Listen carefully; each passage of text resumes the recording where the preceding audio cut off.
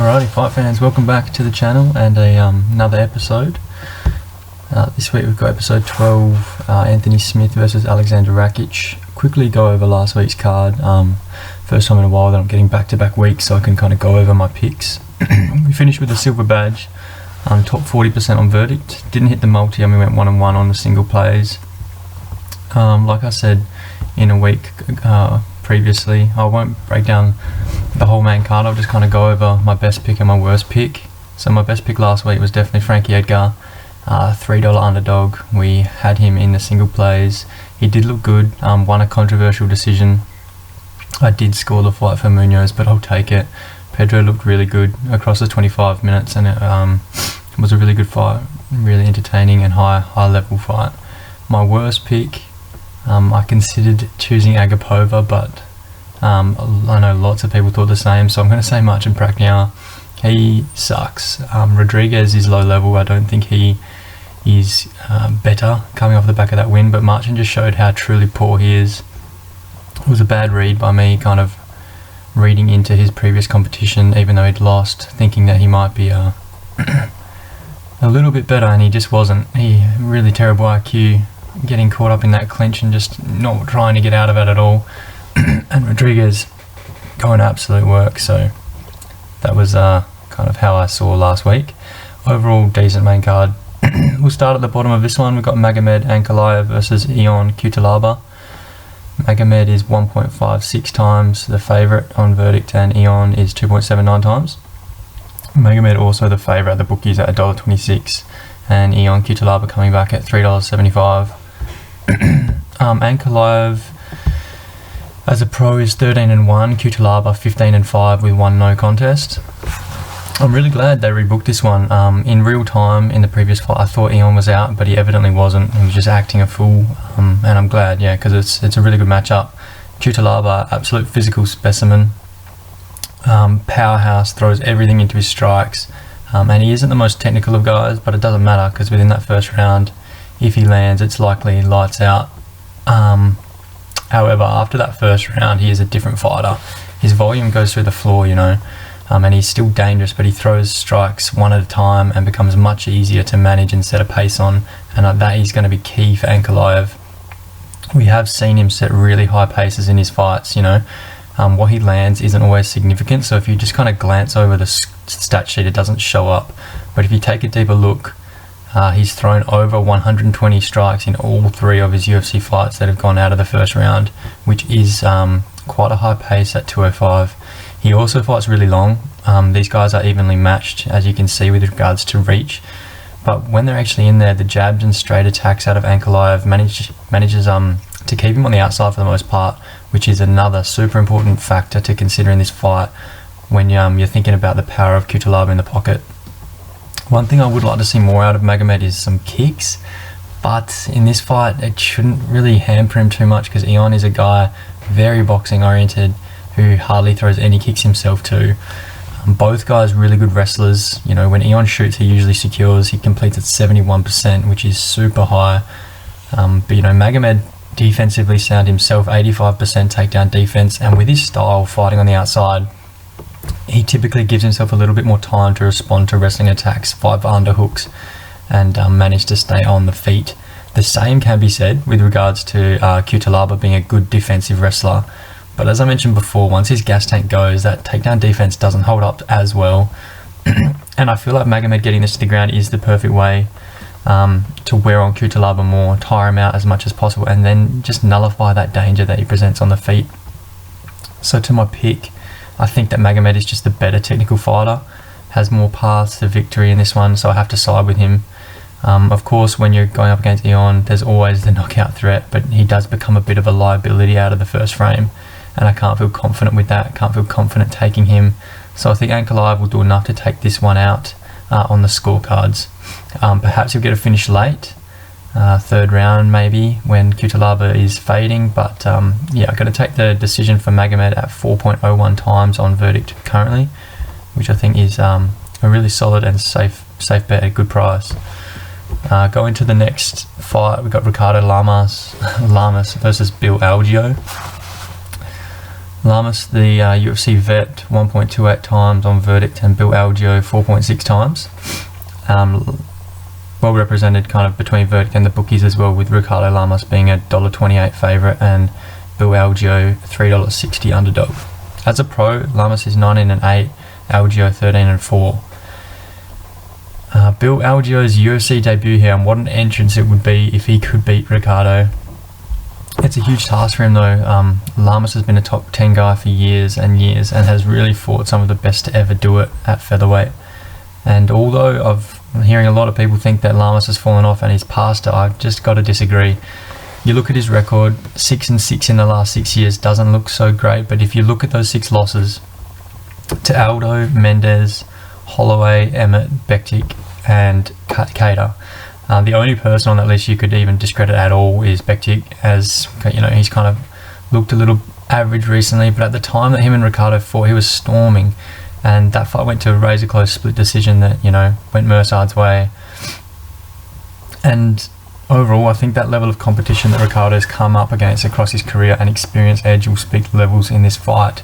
It's not that Algeo's green, he has 17 pro fights and he's 30, but there's just too vast a gap between these two for me to entertain picking him. And plus, if you look back through his record, whenever he has stepped up and kind of fought UFC caliber guys on the regional scene, he's lost. In 2 of his 4 career losses against Jared Gordon and Shane Burgos, 2 guys in the UFC currently that Bill just couldn't get the job done against. And you know, it's not that I don't think Bill will have moments in this fight. He's a busy striker. He gets in your face, loves throwing the high kick, and you know, Lamas has been labelled as chinny before. He's got 5 knockout losses, but Bill does headhunt a lot, and I think that kind of an experienced vet in Lamas should be able to dictate the exchanges on the feet for the most part and stay defensively sound to those attacks that are mainly going to his head.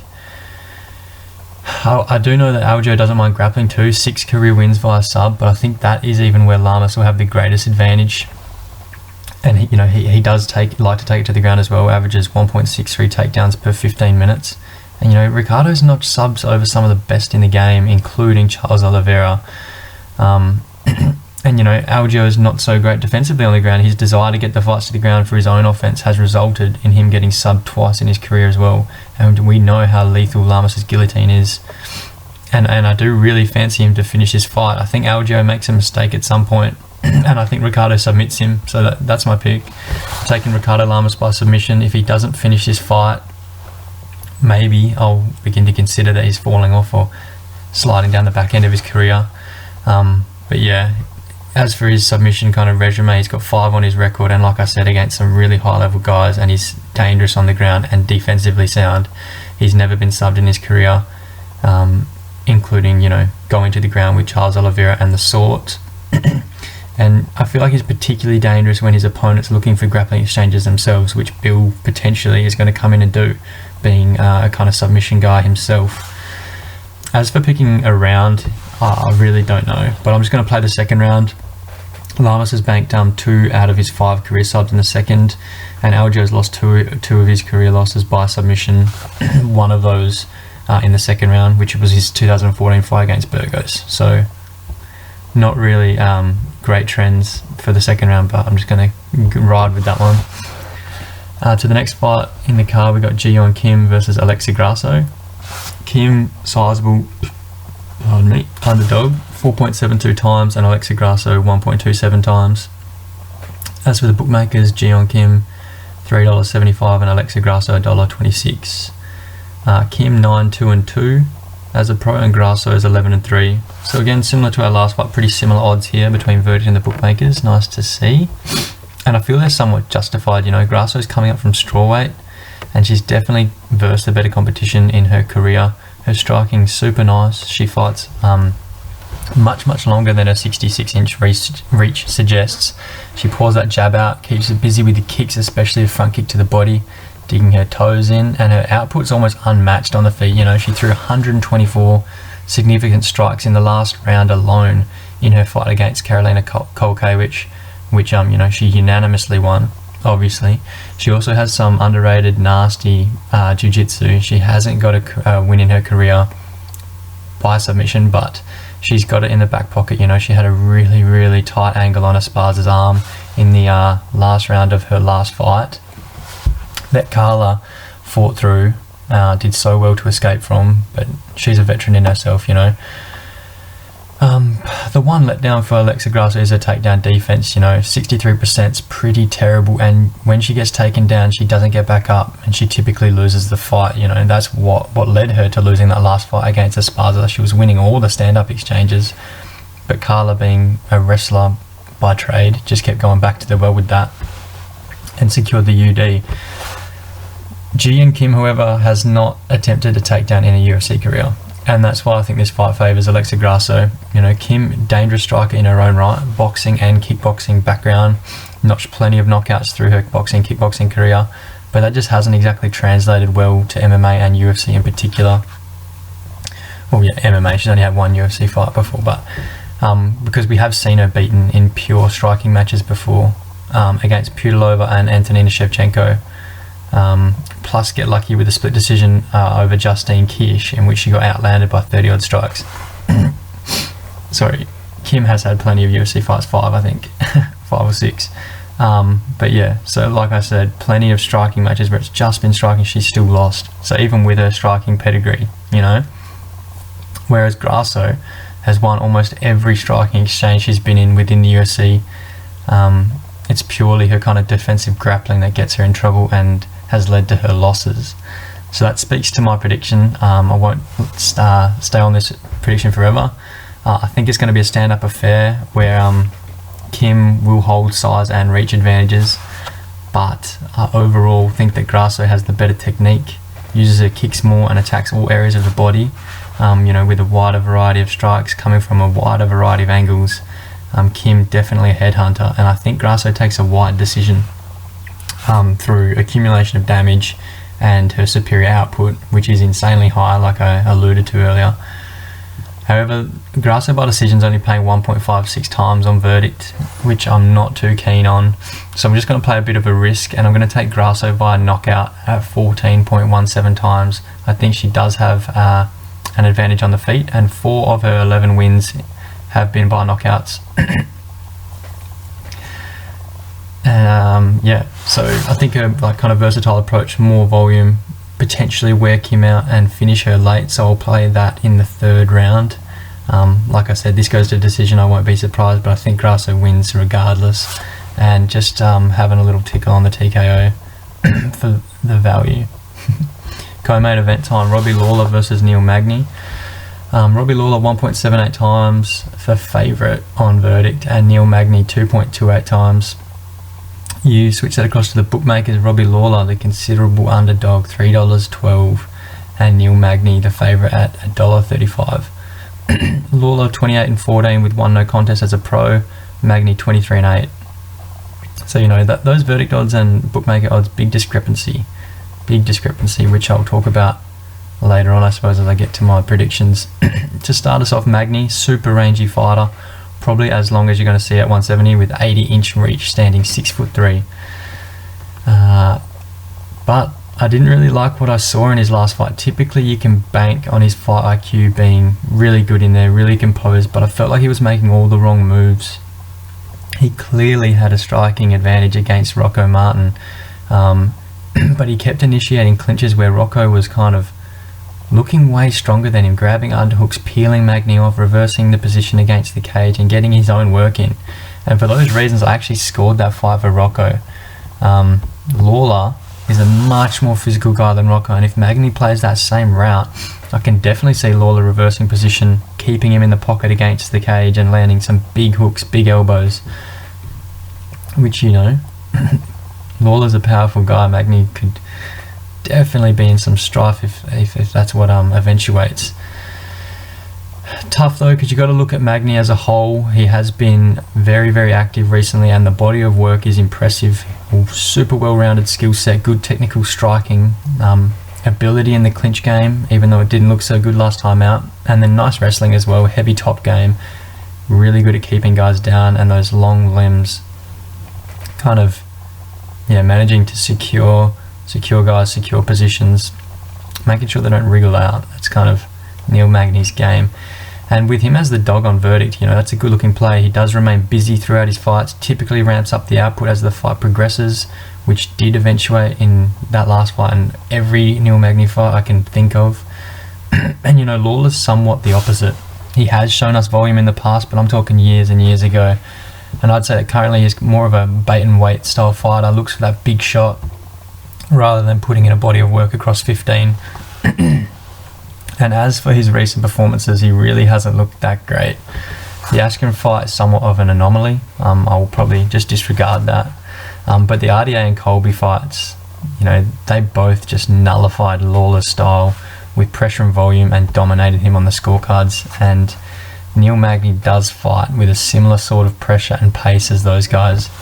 Definitely probably equal to or more than RDA. Colby perhaps sets a bit higher of a pace on his opponents, but you know, it's the same sort of thing. So I'm so torn with this one. Magny by decision is definitely the safe play. He's the perfect example of a points fighter against a guy in Robbie who typically let his opponents take rounds just through a sheer lack of activity. But then again, on the flip side of that, Lawler can be so dangerous at any given point, especially in that final round if he knows he's down on the cards. We've seen him turn it up in the 5th on multiple occasions. And you know, do I think Magny can remain defensively sound in that last frame? You know, when he's typically peaking in terms of his output and looking for his own shots and perhaps getting caught in the meanwhile. So yeah, kind of two very different ways of looking at this fight. I'm going to go the safe option though and take Magny via a decision at 2.78 times. It's only paying like 3 times for Robbie to win by knockout, which is the alternative option. So not really losing on too much value on Verdict as Magny is the dog. But you know, I'm not super confident because I did have Lawler with a comeback 3rd round knockout all week, you know, which I might have a play on at the bookmakers. That's currently $23 to 1, you know, because I do think that Lawler at above $3 is too much of an underdog at the bookies. But you know exactly what you're going to get from Magny, and I just don't have that same confidence with Lawler, and that is why I'm siding with him. To the main event now. Anthony Smith versus Alexander Rakic. Super close on Verdict. Anthony Smith is 2.02 times and Rakic is 1.98 times.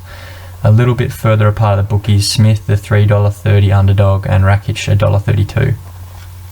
Smith 33-15 as a pro, 49th career fight, and Rakic is 12-2. Super excited for this fight. It's a great main event, tough to predict. Both guys love closing distance fast, backing their opponent up, and you know, so this should be fireworks in the 25-foot cage. It's only a 3-round fight too, which is important to note. I don't think that favours either fighter more than the other really. From what I've seen, both guys don't really fade across 15, perhaps Anthony Smith a little bit more than Rakic. We have seen that Smith wears damage poorly, kind of, and he does slow through the championship rounds, but they obviously won't come into play here. So yeah, I think super even fight over 3 rounds. Rakic, one of the most athletic guys in the UFC, in, you know, one of the most athletic divisions in 205. He's so fast and so big. He's bigger than Anthony Smith, that's for sure. Even though they're both listed at 6'4", you could see at the weigh-ins how much taller, like at least an inch or 2 taller, and way thicker, way more muscle mass on him. And you know, he's got crazy power, a wide arsenal of attacks, busy wrestling, and solid takedown defense. He began in the UFC with 2 decision victories, you know, which if you look on paper, it's not that impressive, but you actually go back and watch those fights and he dominated them. He outstruck Ledet by 92 significant strikes, and you know, they really weren't close fights. He then backs it up 2 really impressive early knockouts, 1st round knockouts over Devin Clark, an experienced wrestler, and Jimmy Manoa, been at the top forever. Well, not forever, but for a while.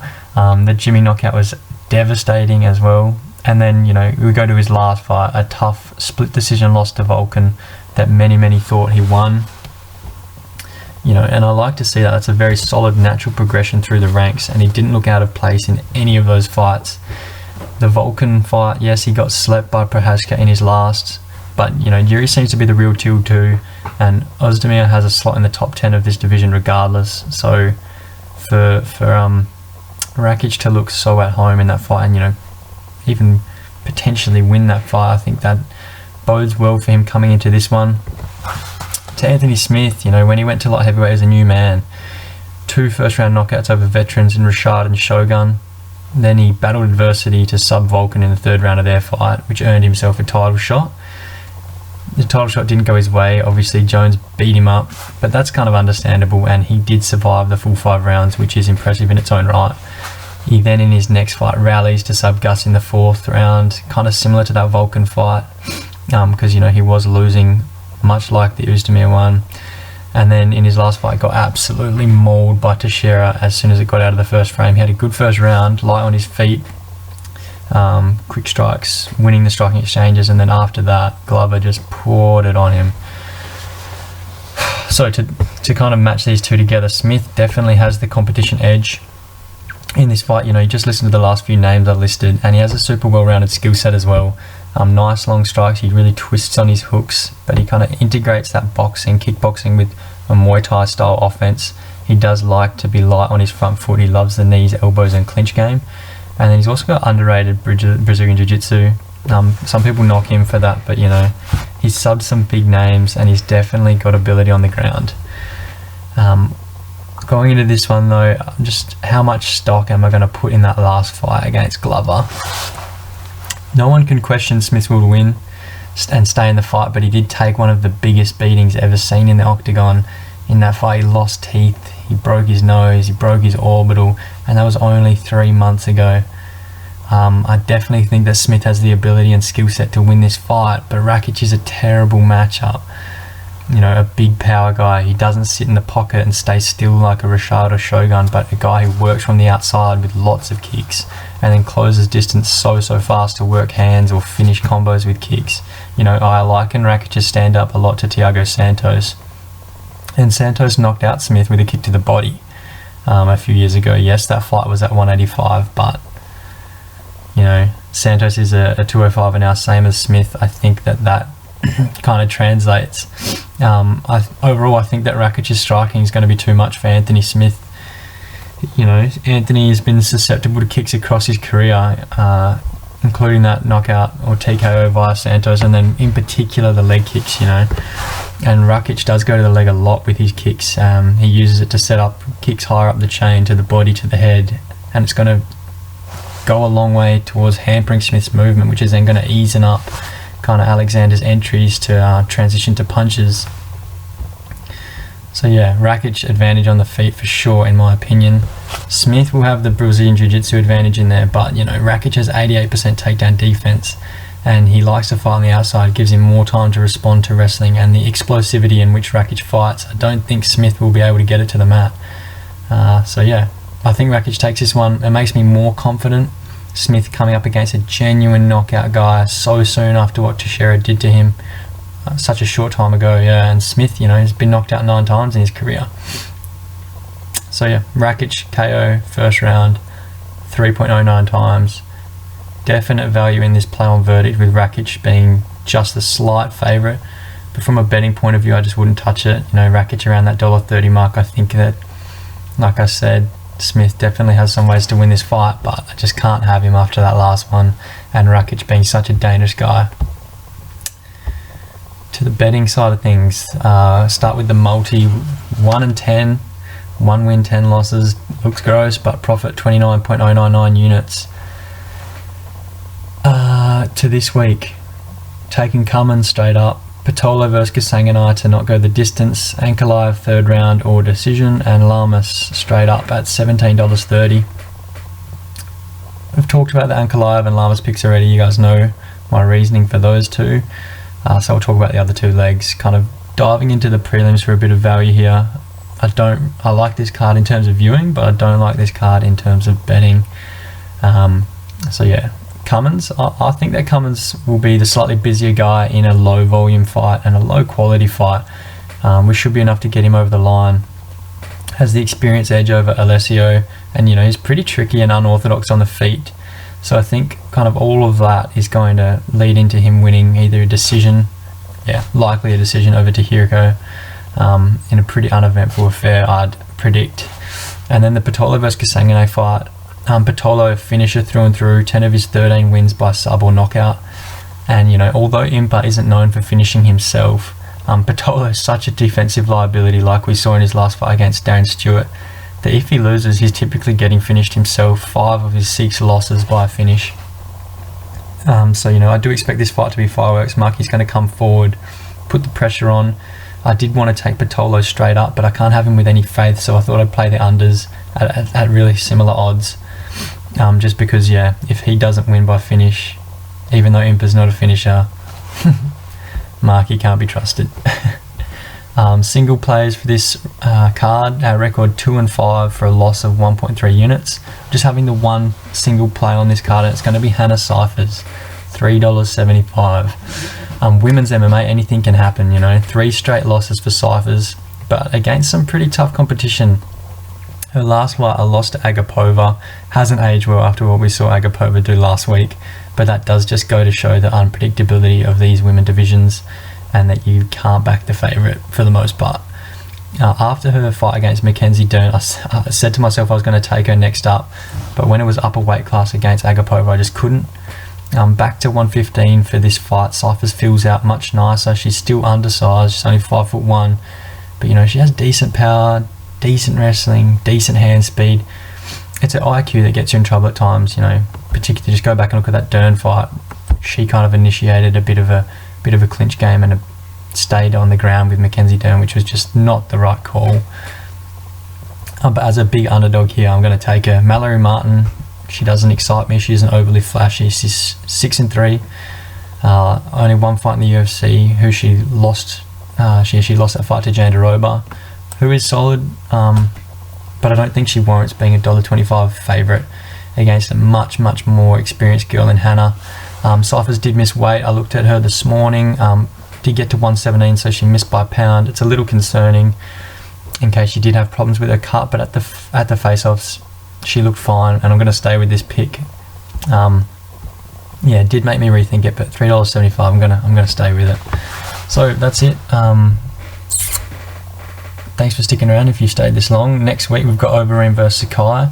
If I manage to get a video up for that, I'll chat to you all then. Check the kind of description of this video. I'll have kind of all my links to socials, links to my verdict account.